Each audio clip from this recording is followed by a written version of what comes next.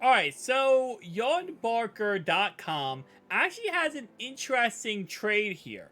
So, with of course the Dallas Cowboys going ahead and picking up, trading for Trey Lance, it makes a lot of sense for them to go ahead and trade away Cooper Rush, right? Because they obviously want Trey Lance because they think that he has a future and has the potential. And they gave up a fourth round pick, which is actually a lot of capital at the end of the day. That's not like a seventh round pick where you're just like, all right, whatever, we'll take the guy, see what he can do. That's actually like, listen, if Dak Prescott doesn't work out, you're the guy, and we have confidence that you being a former first round pick, you could be successful for our team. So if that's the case, then that second string guy, Cooper Rush, well, he could be traded. And Yardbarker.com suggests that we should trade for him. So I'm going to go ahead and cut in here real fast because it's very important. As it says in his article, ESPN's Todd Archer reported that the Bengals were one of the teams that were interested in signing a Rush to be Joe Burrow's backup. With Burrow already dealing with a calf injury, Cincinnati interest in Rush is likely increased after missing out on the quarterback during free agency. It may be challenging for Dallas to land a fourth round pick for Rush, like the front office gave up for Lance. It is reasonable to think the Bengals will be willing to give up a future fifth round pick to solidify their quarterback 2 spot by acquiring Rush. For Dallas, it's going to be complicated to have the two highly paid quarterbacks, meaning the Cowboys are likely to move on from Rush in 2024. Lance is $5.3 million fully guaranteed for next season, making Rush days in Dallas numbered beyond 2023. Right? We should go out there and try to give the Cowboys maybe like a 6th or 7th round pick. Because in all honesty, it does say in this article that we would be trading a mid-round pick, which would be like 4th or 5th round. I don't think they would ask for that much, especially if they have confidence in Trey Lance. They're going to be able to, first off, move the money off their books. So now they're not responsible for, Cooper Rush anymore money-wise. He's not costing that much. But they're going to be able to save that money. They're going to get back, most likely, we're probably going to trade them a 7th round pick. A 7th round pick, which, again, they traded away a 4th so for Trey Lance. So it works out in the end for them. They save money and they get a pick back. That's probably what would happen. Now, who is Cooper Rush? Well, Cooper Rush was the backup for Dak Prescott. And he was actually the starter for a good amount of time when Dak Prescott went down with injury. And as we can see right here, it says in the article, when Prescott suffered an injury in week 1, Cooper Rush went 4-1 as a starter for the Cowboys last season. Yeah, there was some controversy when Dak Prescott came back that people wanted Cooper Rush in there. And the reason why is because Cooper Rush, well, no, he's not a Joe Burrow-esque. He's not going to go out there and put up crazy numbers. He's very consistent and he's reliable. Meaning he's not good. He's like a game manager. He is like the prototypical Alex Smith from back in the day. He's not going to ruin your game. He's not going to lose you a game. He's not really going to do too many crazy things. And he's not going to win you a game. But if you give him his weapons, you give him a good system, a good offense, and he can, really thrive in it, he's going to be a solid player. And he's going to help you win games.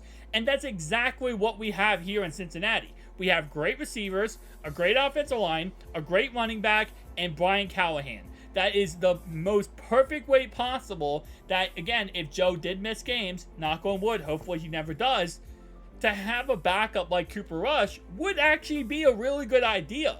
And again, I know they said a mid-round pick here. I don't think they would ask for a mid-round pick. I truly believe if we try to trade for him, they're going to ask for probably, again, a 6th or 7th round pick.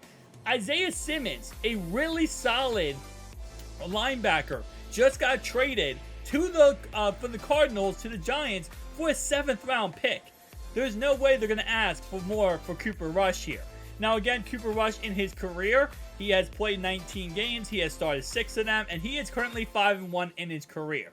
So it's not like he has played as many games as Trevor Siemian, but when he has played, he has been way more successful than Trevor Siemian. Which, again, if he was on free agency, I feel like the Bengals would have picked him up instead of Trevor Siemian. Now, that's actually not accurate. The reason why they picked up Trevor Siemian, we found out a while ago, was because Brian Callahan has played with him before. But nonetheless, though, I feel like there would have been talks of them picking up Cooper Rush, right, for that said reason.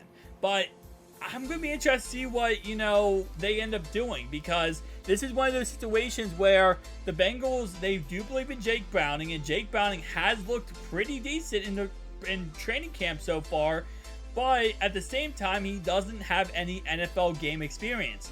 I'm a believer in Jake Browning personally. I think that he could be an absolute great player for us, and if he does get the opportunity, or sadly get the opportunity, because obviously it would be a Joe's injury, I would be excited to see how he could play. I think he'll be a solid backup quarterback. But if they want to make sure and, not risk anything, as, Brandon Allen wasn't really a guy where if Joe went down, he could win a game, then you could go with Cooper Rush. So, for example, right now, let me see where Cooper Rush is on this chart. So, they're right there. Okay, so right now, he's equivalent value, according to overthecap.com, of 2.5 million points, or APY. Okay, so if we trade, let's say, a 6th round pick, it's, yeah. I mean, 5th round, I think, a 5th round pick is considered too much. A 6th round pick, it would be kind of equal. A 6th and a 7th would be too much. So you could even, technically speaking, actually, no, that was 7. That was 6 right there. So a 6th and a 7th would be a tad bit more value than he's worth. So again, you're trading absolutely nothing for this guy. You got to keep in mind, we're going to get another draft pick back in the Jesse Bates. We're going to get a 3rd round draft pick for Jesse Bates. We're probably going to get a 5th round draft pick for Von Bell. We're going to get a draft pick for Hayden Hurst. So we're going to get these draft picks back, these for free pretty much, for losing these free agents. So trading a couple of them and going and getting Cooper Rush, it's not a bad idea. He's not going to cost that much money. He's going to cost probably less money than what we signed Trevor Siemian for. And now we have a guy who actually has shown when he has been given the opportunity, he has been successful for an NFL team. And again, the only problem I would say, a dilemma, is that, I wish we would have done this before in the preseason, like earlier on, but we really couldn't have. I mean, nobody knew Trey Lance was going to be traded to the Dallas Cowboys. I don't think anyone watching this video or any NFL expert could have predicted that, yeah, Trey Lance is about to be traded to the Dallas Cowboys, which makes Cooper Rush a viable player that could be up for grabs. So it does suck for that reason. But in all honesty, we have the system that can get the job done, meaning teach him how our system works, and he's not going to have to be thrown out for the Wolves right away. If anything, he probably won't play this season, right? Because Joe will play the whole season.